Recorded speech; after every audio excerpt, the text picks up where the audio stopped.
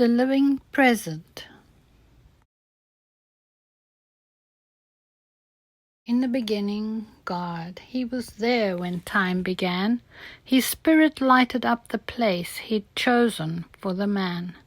An orb He placed in space to show what's far away and near. Earth settled in her path in space to measure year on year. God set it spinning, time began, the night and day to march within a living present, scrolling future into past.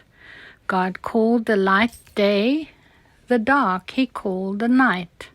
The evening and the morning was the first day in God's sight.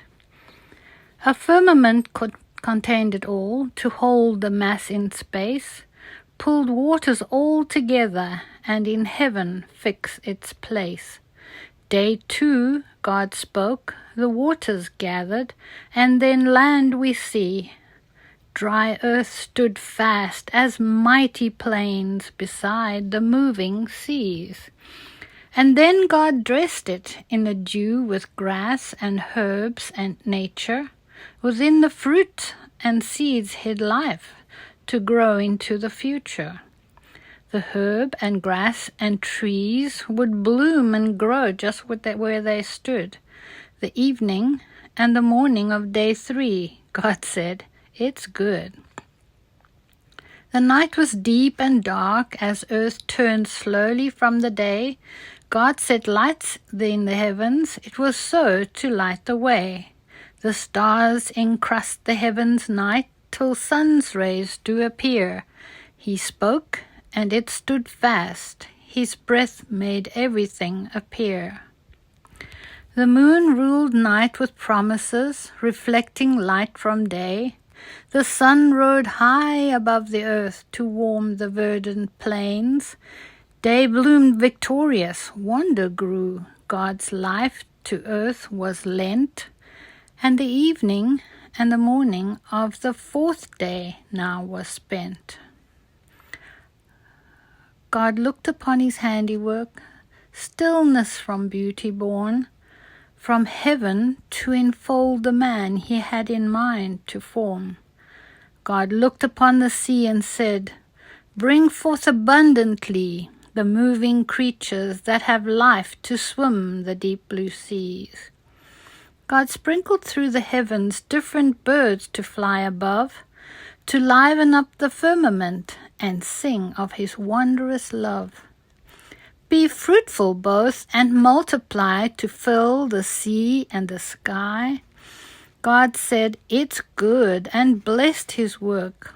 All said and done, day 5.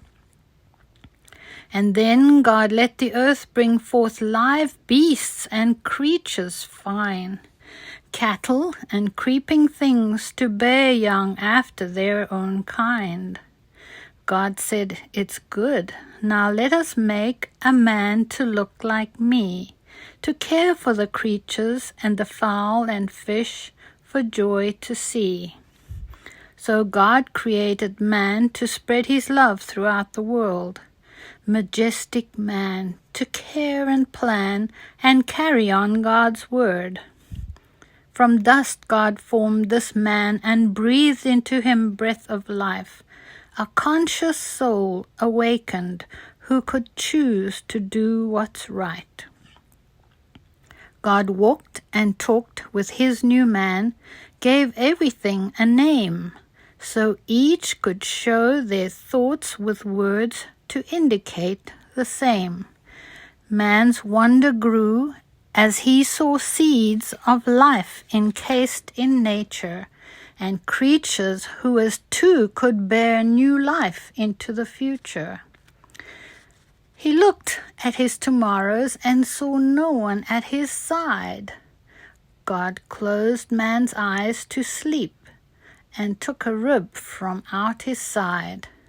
From this He made a woman, for man to love and hold, to raise to God a family that He could praise 100-fold. God saw 'twas good, perfection germed in Adam and his Eve, The world was self-sustaining, with a future they could see.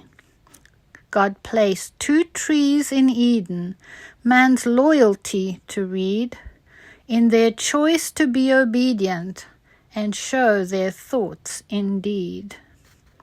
Choose the tree of life for man to live into eternity, praising his Creator, growing like he wants them to be. Or the tree of good and evil, where the foe could have man's ear, to twist the truth within him, to deceive what he would hear. The 6th day ended, all was done, and set into its place. The night brought forth the 7th day, for man's turn now to face and praise his God, as thanks burst forth to warm the Father's heart, enjoying all his God had made and love to him impart. And so the cycle turns, and weeks become a month, then year. 6 days God gave to man this place to live in and to share. Each 7th day was so the human race could glorify the Father of them all, his name to bless and sanctify.